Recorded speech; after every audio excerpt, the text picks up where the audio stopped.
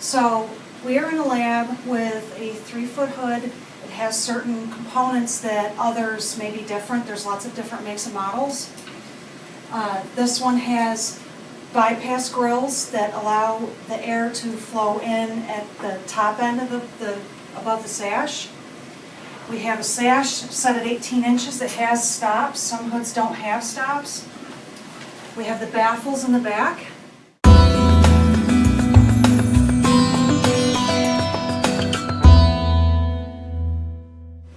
This one also has a lip on the bench in case you have a chemical spill. Something to keep in mind, the sash is just either a type of plastic or glass. This is not normally meant for blast protection. If you're working with corrosives and the sash is made of the wrong material, it could etch the sash.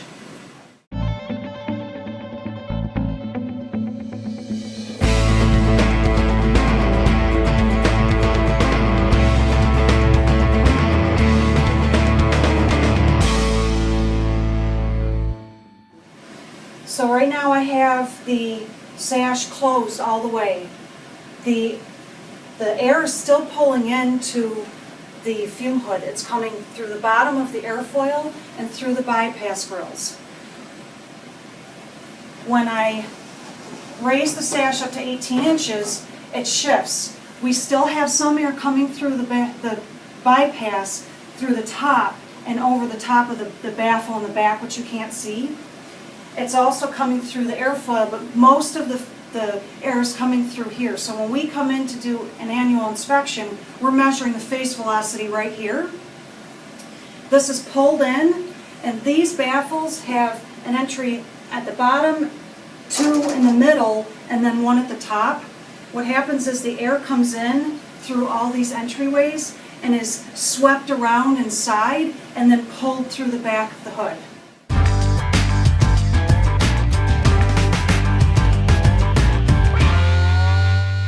Face velocity. We'd like to see the face velocity of our fume hoods at about 100 feet per minute. There's a range that we know is suitable for a face velocity, which actually is a really slow movement of air, but at night many of our hoods go down to 65 feet per minute because of energy conservation strategies, where the airflow in the entire room is reduced.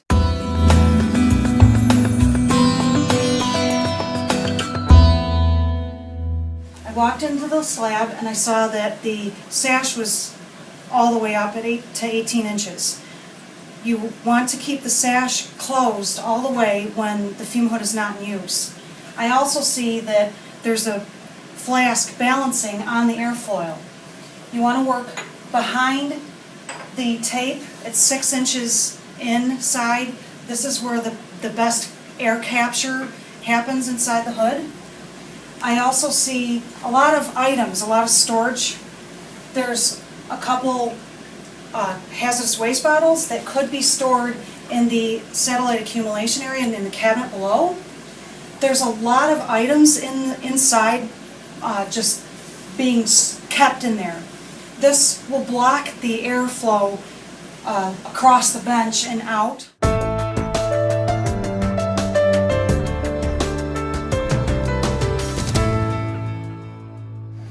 The materials that make up this containment are incompatible with some of the chemicals that folks use, particularly the sash.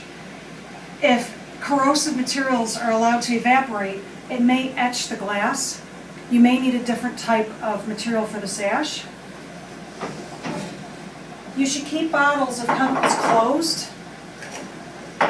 And also, a fume hood is not meant for blast protection.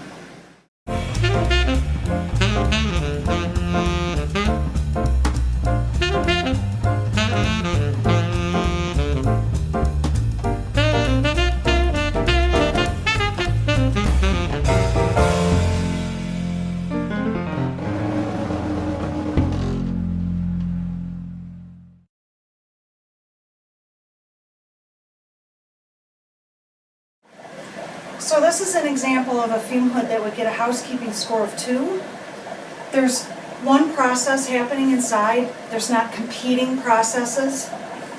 It's not full of items being stored.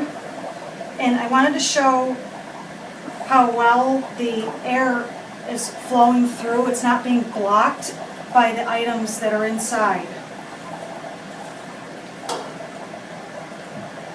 And also the airfoil pulls from underneath and it sweeps right around everything.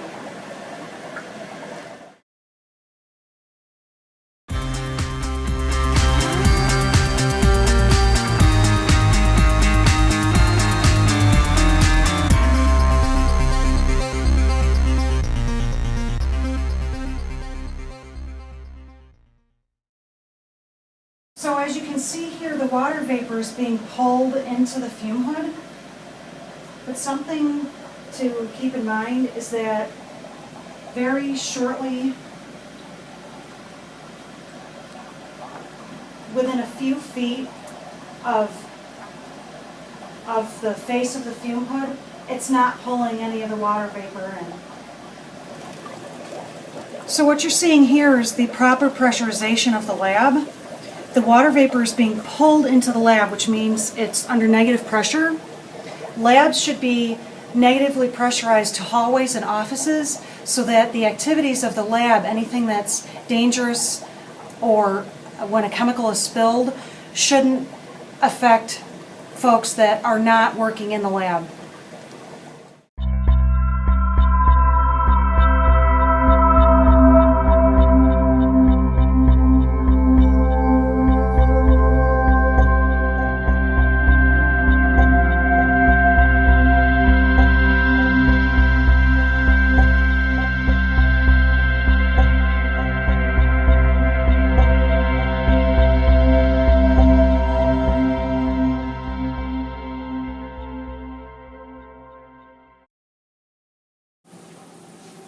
So this is an example of a VAV hood.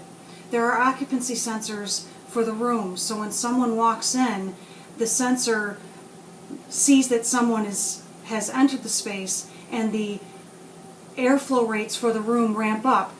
That also happens for the fume hood. In unoccupied mode, the face velocity is about 65 feet per minute, but when the occupancy sensor reads that someone has entered, the face velocity ramps up to about 100 feet per minute. In a VAV hood, as the sash is being raised, the face velocity adjusts. It takes 2 or 3 seconds for that to adjust, but it keeps the face velocity at about 100 feet per minute.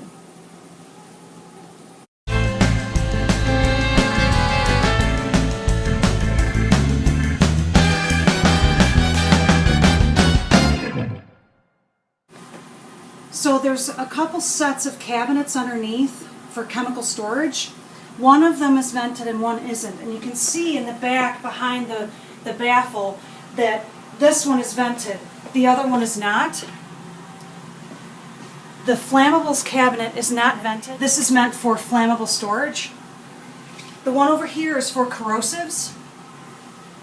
Something else to see, that this one has secondary containment for the acids or the bases. It also has a coating on the inside of the cabinet.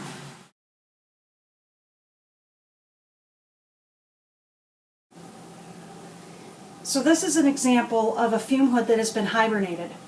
You can see by the sign on the sash that the fume hood is not safe to use. What hibernation means is that the fume hood has been either turned off or reduced to an airflow rate that is so low that it's not safe to use. Hibernation is something we're doing on the Cornell campus to save in energy costs. The nice thing about this for us is that you can have it turned back on in 24 hours.